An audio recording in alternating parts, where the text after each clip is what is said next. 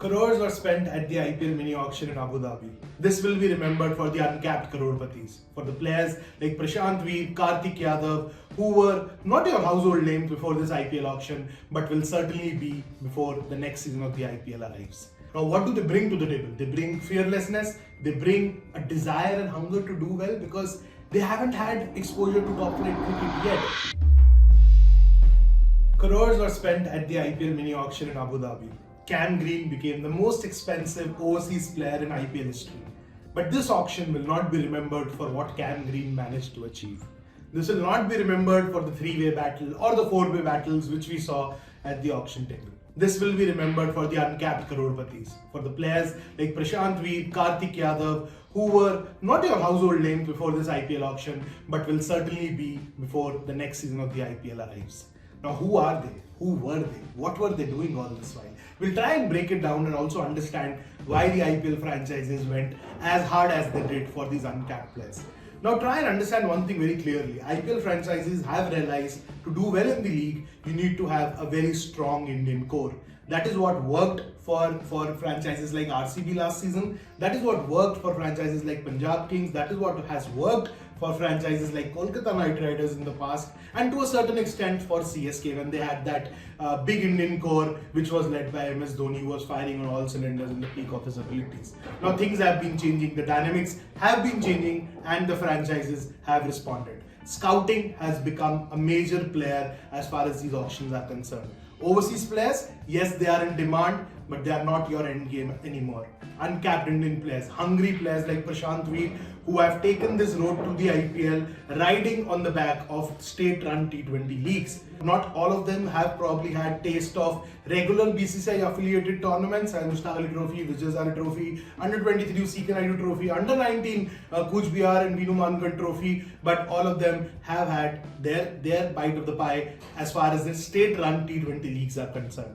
So Prashant Veer was doing well in the UP T20. Prashant Veer was doing well as far as UP in the Sahil Malhotra Ali Trophy is concerned. Similarly for Karthik Sharma, the six-hitting obsessed Karthik Sharma has been doing well lower down the order, hitting sixes for fun, attending IPL franchises trials where he even hit as many as 18 sixes for KKR.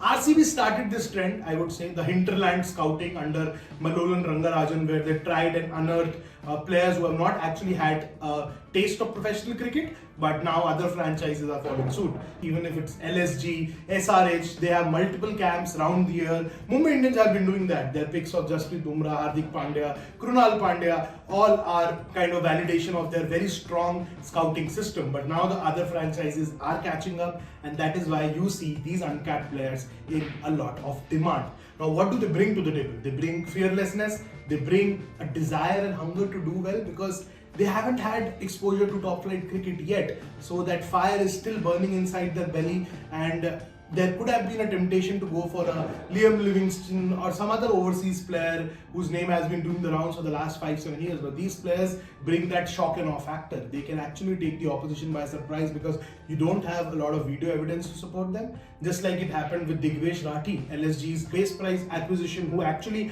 outshone Ravi Bishnoi last season with the ball. More and more such picks are coming to light. You know, Tejasvi Singh Dahiya of Delhi, who went for, if I'm not wrong, 3 CR. So, you know, these bids are not an exaggeration. They are a reward by the franchises to the players who have been toiling hard under the sun.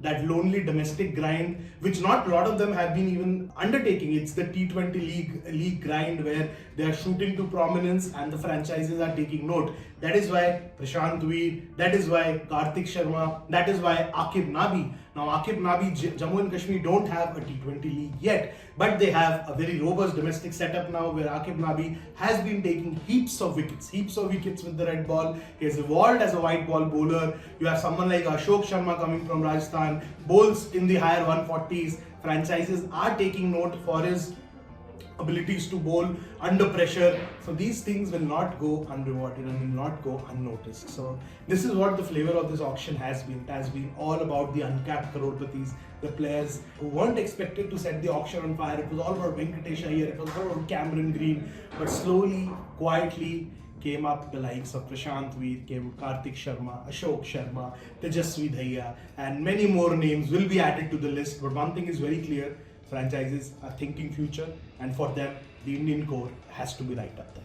So keep watching TY Sports. We'll keep breaking down auction drama which unfolded in Abu Dhabi. Like, share and subscribe. Hit the bell icon to stay notified, because as far as Indian cricket and IPL is concerned, you have to stay here, so don't go anywhere.